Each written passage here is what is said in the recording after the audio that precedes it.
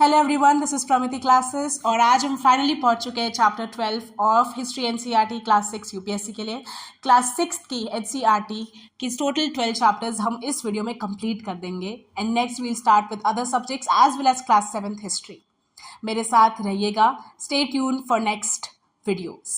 हमारे last chapter of history 6 NCERT for UPSC, that is chapter number 12, buildings, paintings and books. हम start करते हैं ना। सबसे पहले हमें हड़प्पन्स के बारे में बताया गया ना। हड़प्पन्स जो थे they were known as master craftsman. वो क्राफ्ट्स में बहुत अच्छे थे and they also had knowledge about copper metallurgy. उनके एज को हम ब्रोंज एज बोलते हैं, because at that time bronze बना था उन्होंने by mixing copper and tin.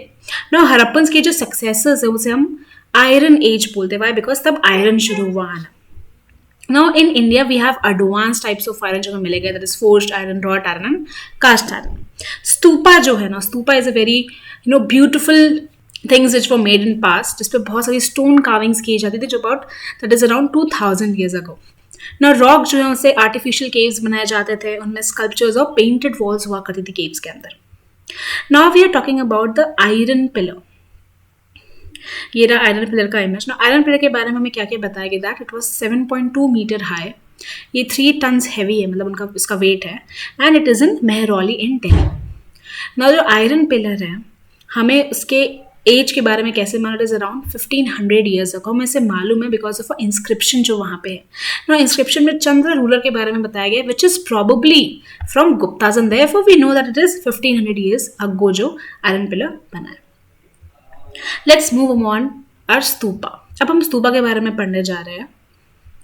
Stupa कुछ ऐसा दिखता है, हमारे बहुत सारे स्तूपास है, बुद्धिस्ट स्तूपास है ना। स्तूपा में क्या होता है, स्तूपा के अंदर एक बॉक्स होता है। ये जो आप मेरे बीच में बॉक्स देख रहे हो, मैंने कोशिश करी कि मैं आपको एक डायग्रामेटिक वे में थ्योरी समझा सकूं। स्तूपा के अंदर एक बॉक्स रखा जाता है, उस बॉक्स को हम रेलिक कास्केट बोलते हैं। मैंने यहाँ पे रेलिक कास्केट लिखा हुआ आपके लिए ना। उस रेलिक कास्केट के ऊपर एक अर्थ की लेयर होती है एंड देन उसके ऊपर एक मड ब्रिक या बेक्ड ब्रिक की लेयर होती है। तो ये बॉक्स के ऊपर लेयर्स एंड लेयर्स होते हैं। ये बॉक्स के अंदर क्या होता है, it has bodily remains, teeth, Ashes, stones and coins. किन के बॉडी रिमेन्स होते हैं, उनके पास बुद्धा जी या बुद्धा के फॉलोअर्स के बॉडी रिमेन्स होते हैं। टीथ, एशेज, स्टोन्स या कॉइन्स या कोई भी थिंग्स हो जो यूज करते थे ना। इसी स्तूपा में देयर इज अ प्रदक्षिणा पाथ। जो आप अंदर पाथ देख रहे हो, ये जो रेलिंग्स उसके अंदर एक पाथ होता है, मतलब आप राउंड चक्कर कर सकते हो। क्लॉकवाइज डायरेक्शन में डिवोटीज जो होते हैं उसमें परिक्रमा आप नहीं करते, दैट इज प्रदक्षिणा पाथ बोलते हैं हम उसे। तो क्लॉकवाइज डायरेक्शन डिवोटीज यहाँ पे प्रदक्षिणा करते हैं एंड डोम्स के ऊपर कार्व्ड स्टोन स्लैब्स भी लगाए हुए हैं ना। उनमें एक एंट्रेंस गेटवे भी है। तो this was something about stupa जो मैंने कोशिश करी मैं डायग्रामेटिक वे में आपको सिखा सकूं about box, what it has, dome के बारे में, प्रदक्षिणा पाथ है जिसमें क्लॉकवाइज डायरेक्शन में डिवोटीज जाते हैं and entrance gateway. Let's move ahead. Now earliest Hindu temples आए जिनमें डीटीज का वर्शिप होने लगा इन shrines.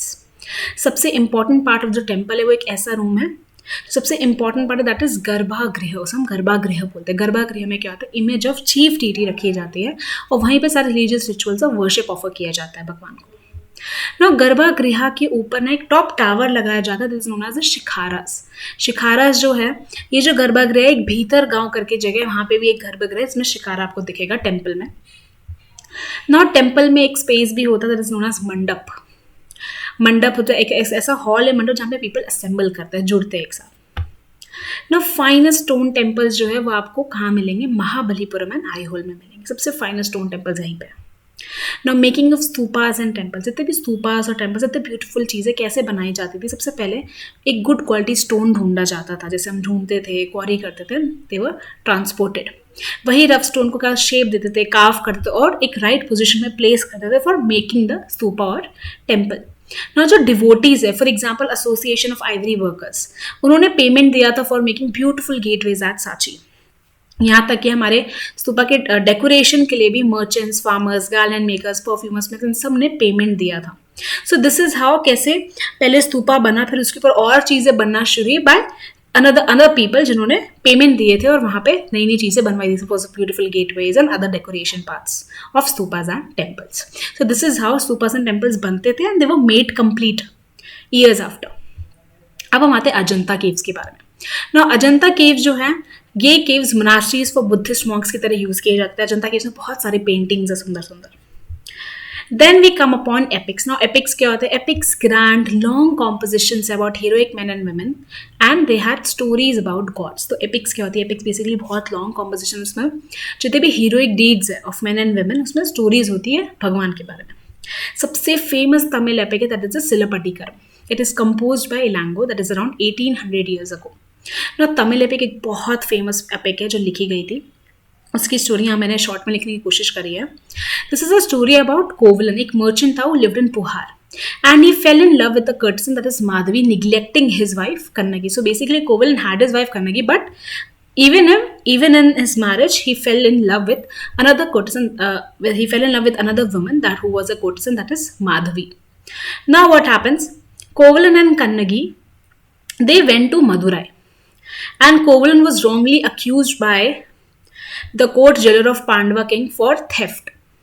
So Kovalan was accused for theft and he was sentenced to death by the king. ये स्टोरी जो बहुत शॉर्ट में इसका ही नहीं तो ये बहुत एक लंबी स्टोरी है. And therefore the Kovalan was sentenced to death. Now seeing this, now his wife Kannagi was so in anger, was so in grief that she destroyed the whole city of Madurai. So this is a story जो एक बहुत छोटे summary में आपको बताई गई है, नहीं तो ये बहुत एक लॉन्ग स्टोरी, बहुत लंबी एपिक है.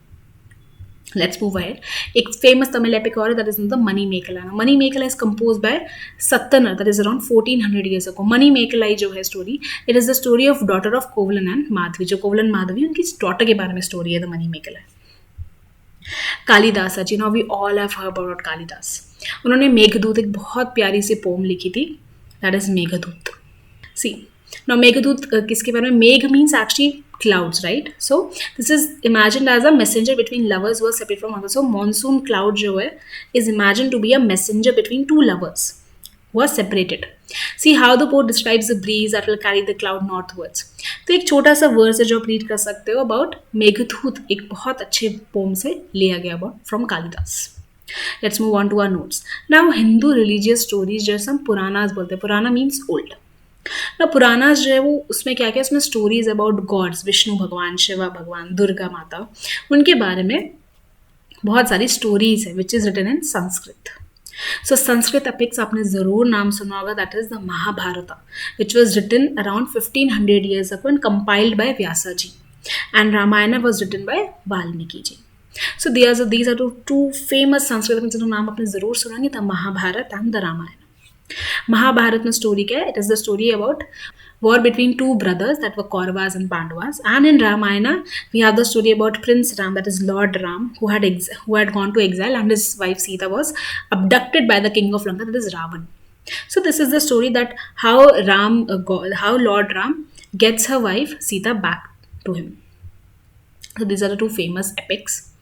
फिर आती है हमारी ऑर्डनरी पीपल की जो स्टोरीज है ना. ऑर्डनरी पीपल की जो स्टोरीज हम जातकास बोलते हैं, पंचतंत्र बोलते हैं. यहाँ तक कि जो Jataka stories it has been written in railings of stupas and paintings in Ajanta. एक हमें स्टोरी बताई जो मैंने बहुत शॉर्ट फॉर्म में लिखने की कोशिश करी है, which is there in stupa at Bharuch in central India. See I mean central India. ये कौन सी story? The story of the monkey king. ना इस स्टोरी में क्या होता है?